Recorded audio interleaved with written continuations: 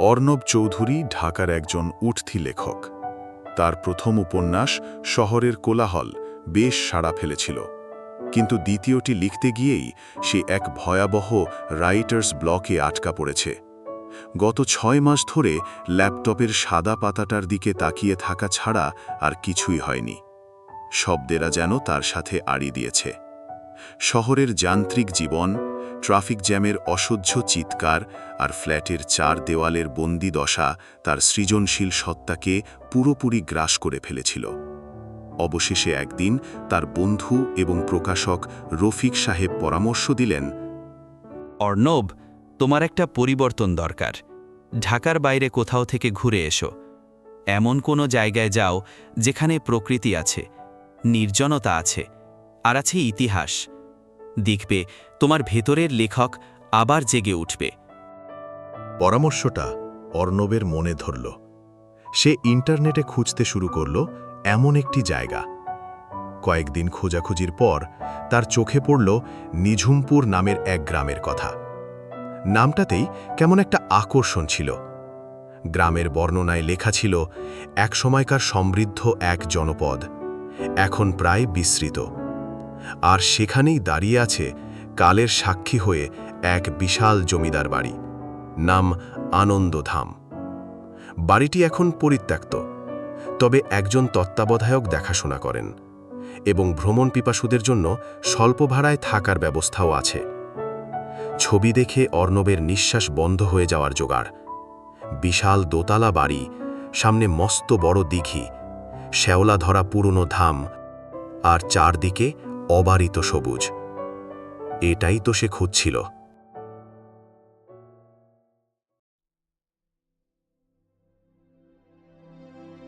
এক সপ্তাহের মধ্যেই অর্ণব তার ব্যাগপত্র গুছিয়ে রওনা দিল নিঝুমপুরের দিকে। ঢাকা থেকে প্রায় ৬ ঘন্টার বাস জার্নি, তারপর একটা লোকাল সিএনজি করে আরও প্রায় ১ ঘন্টা। যতই সে গ্রামের দিকে এগোচ্ছিল, শহুরে কোলাহল ততই পেছনে মিলিয়ে যাচ্ছিল। পিচঢালা রাস্তা একসময় মাটির রাস্তায় পরিণত হল। রাস্তার দুধারে ঘন গাছপালা, মাঝে মাঝে দু একটা মাটির ঘর।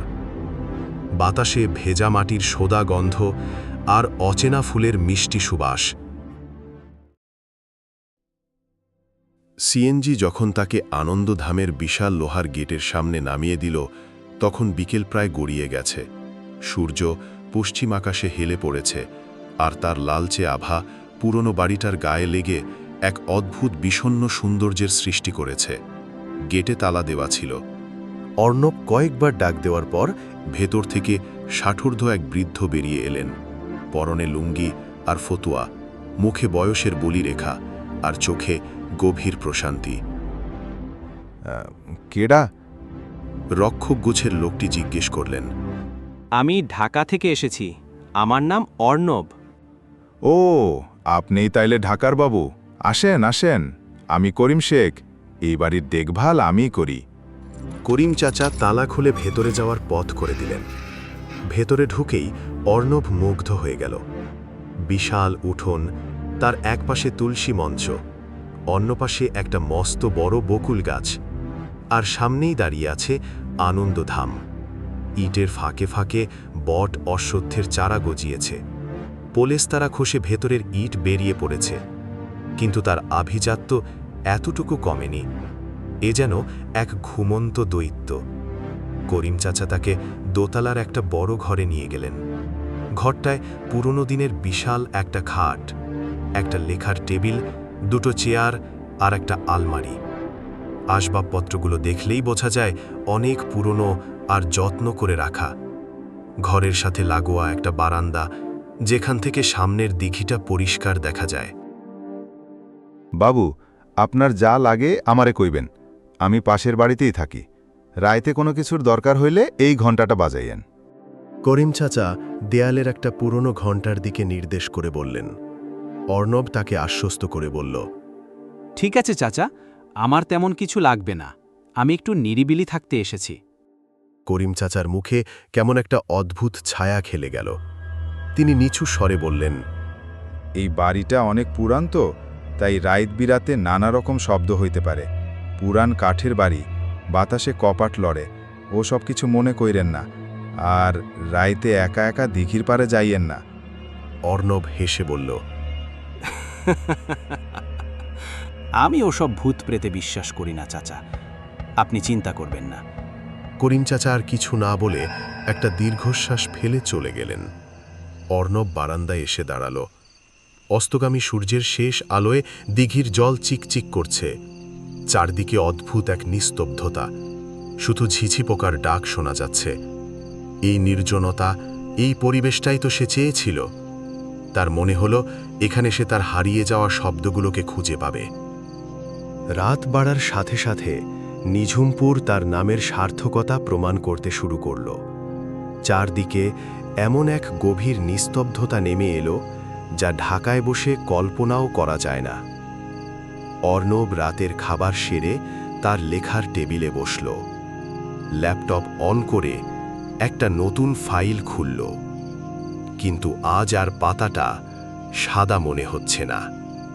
তার মনের মধ্যে অনেক কথা, অনেক দৃশ্য ভিড় করে আসছে। সে লিখতে শুরু করল। ঘণ্টা দুয়েক পর হঠাৎ করেই ঘরের মধ্যে একটা হিমশীতল স্রোত বয়ে গেল। যদিও সব দরজা জানালা বন্ধ ছিল। অর্ণবের টাইপিং থেমে গেল। সে কান খাড়া করল। বাইরে থেকে কোনো শব্দ আসছে না, কিন্তু তার মনে হলো ঘরের মধ্যেই কেউ একজন আছে, একটা অদৃশ্য উপস্থিতি। তার ঘাড়ে কে যেন ফিসফিস করে কথা বলার চেষ্টা করছে। সাথে সাথেই নাকে এসে লাগলো এক মিষ্টি গন্ধ, শেফালি ফুলের তীব্র মাদকতাময় সুবাস।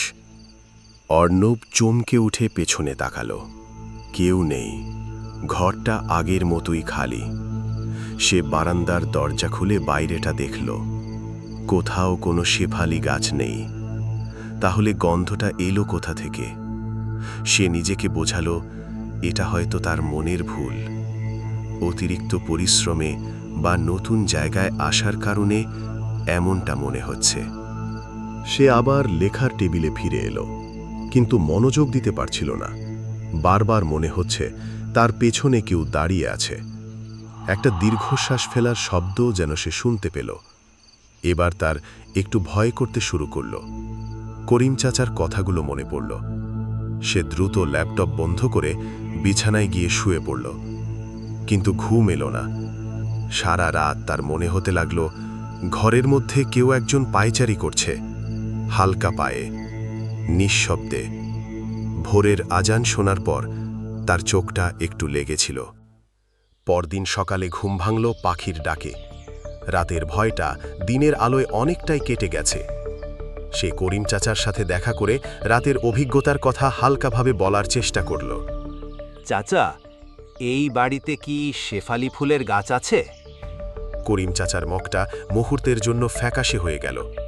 তিনি প্রসঙ্গ এড়িয়ে বললেন, না বাবু, আগে ছিল, অনেক আগে, এখন আর নাই। আপনার কি কোনো অসুবিধা হয়েছে? অর্ণব বুঝল করিম চাচা কিছু একটা লুকাচ্ছেন। সে আর জোর করল না, ভাবল কয়েকটা দিন গেলেই সব পরিষ্কার হয়ে যাবে।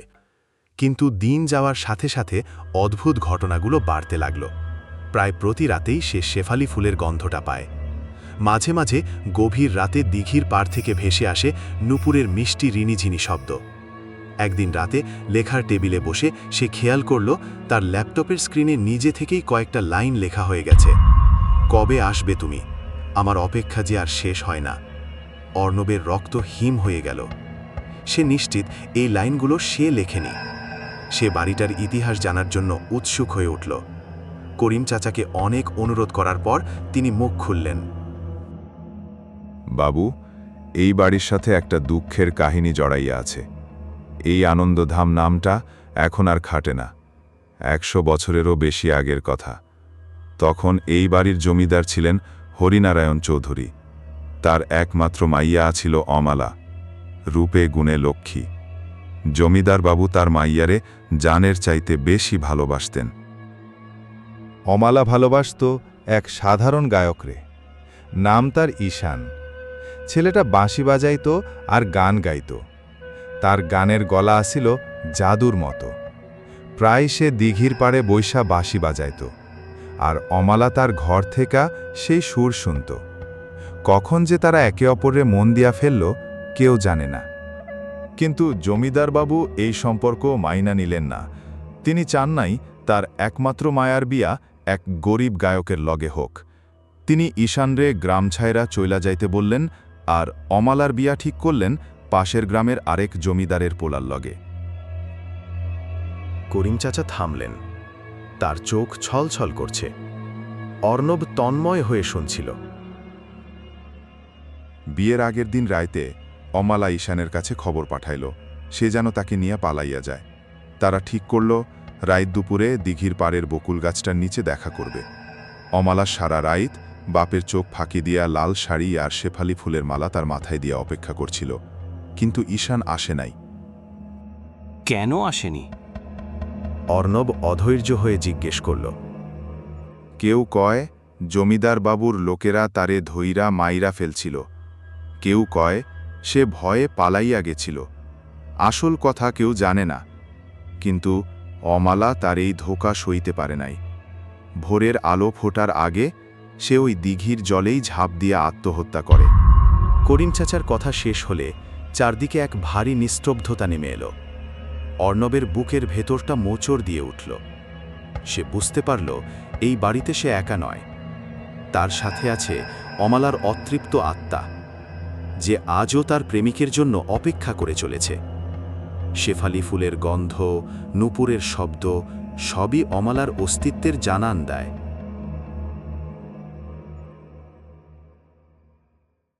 এই ঘটনার পর থেকে অর্ণবের ভয়টা কমে গিয়ে এক ধরনের মায়া জন্মাতে শুরু করল অমালার জন্য। সে এখন আর রাতের শব্দে চমকে ওঠে না, বরং তার মনে হয় অমালা তার দুঃখের কথা তাকে শোনাতে চায়। অর্ণবের লেখায়ও পরিবর্তন এলো। সে তার নিজের উপন্যাস লেখা ছেড়ে দিয়ে অমালার কাহিনী লিখতে শুরু করল, যেন কেউ তার হাত দিয়ে লিখিয়ে নিচ্ছে। চরিত্রগুলো, তাদের আবেগ, তাদের কথোপকথন এত জীবন্ত হয়ে উঠছিল যে অর্ণবের নিজেরই অবাক লাগত।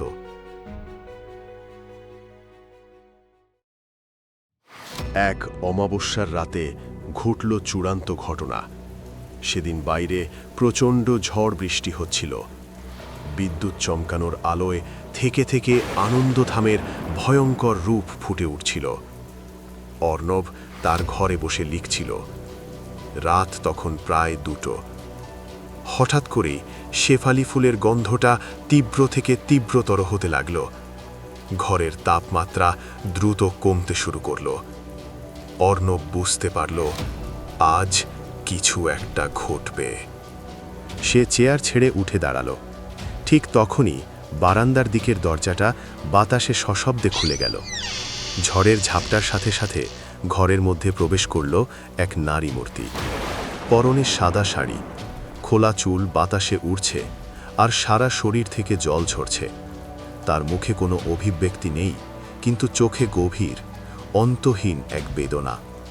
অর্ণব ভয়ে জমে গেল, মুখ দিয়ে একটা শব্দও বের করতে পারল না। সে স্পষ্ট দেখতে পাচ্ছে অমালাকে। ছবির মতো সুন্দর, কিন্তু ভীষণ করুণ তার চেহারা। অমালা এগিয়ে এলো তার দিকে।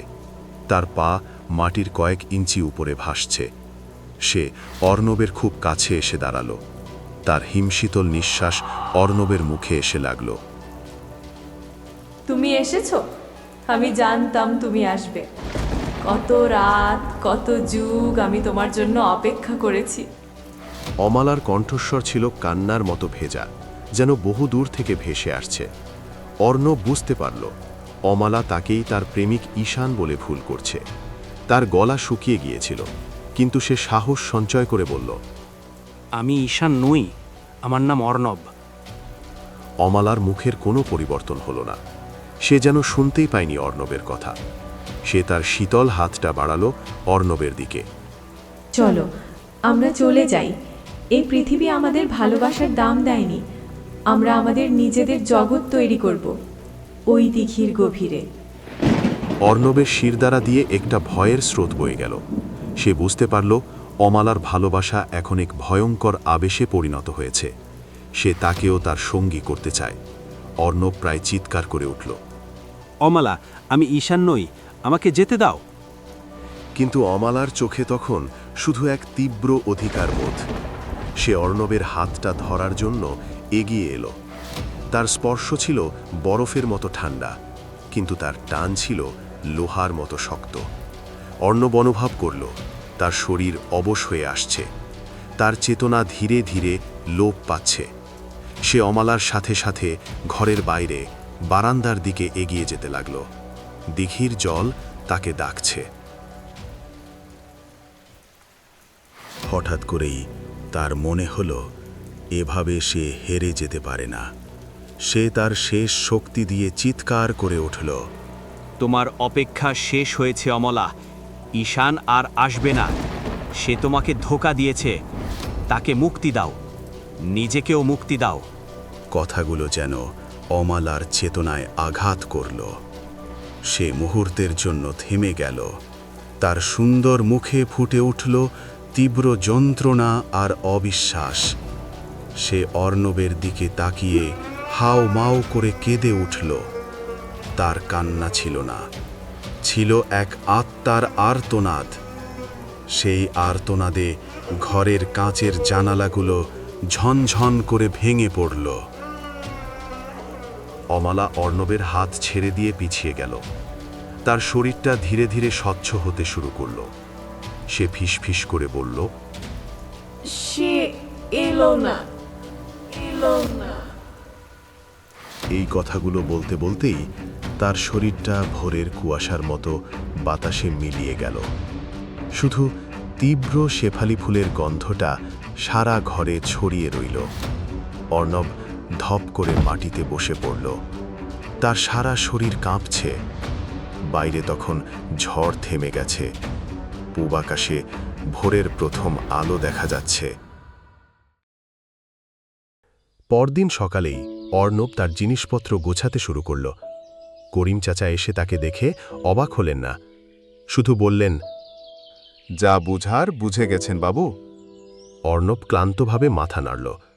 সে তার লেখা অমালার অসম্পূর্ণ উপন্যাসের পাণ্ডুলিপিটা করিম চাচার হাতে দিয়ে বলল, চাচা, এটা রাখুন। এটা আমার লেখা নয়, এটা এই বাড়িরই কাহিনী। হয়তো একদিন কেউ এটা শেষ করবে। করিম চাচা পাণ্ডুলিপিটা হাতে নিয়ে বললেন, মাইয়াটা শান্তি পাইল তো? অর্ণব বলল, জানি না চাচা, হয়তো পেয়েছে, হয়তো পায়নি। তবে তার অপেক্ষা হয়তো শেষ হয়েছে। আনন্দধাম থেকে বেরিয়ে আসার সময় অর্ণব শেষবারের মতো বাড়িটার দিকে ফিরে তাকাল। তার মনে হলো বাড়িটা আগের চেয়ে অনেক বেশি শান্ত, অনেক বেশি বিষণ্ণ, যেন এক দীর্ঘ অপেক্ষার অবসান হয়েছে। ঢাকায় ফিরে আসার পর অর্ণব আর কখনো রাইটার্স ব্লকে পড়েনি। সে অনেক লিখেছে, অনেক খ্যাতি অর্জন করেছে, কিন্তু তার লেখার মধ্যে কোথায় যেন একটা বিষণ্ণতার সুর রয়ে গেছে। সে আর কখনো প্রেমের গল্প লিখতে পারেনি। আর মাঝে মাঝে গভীর রাতে, যখন চারদিক নিস্তব্ধ হয়ে যায়, তখন সে তার ফ্ল্যাটের বদ্ধ ঘরেও হঠাৎ করে নাকে পায় এক মিষ্টি গন্ধ, শেফালি ফুলের তীব্র মাদকতাময় সুবাস। সে জানে অমালা পুরোপুরি যায়নি।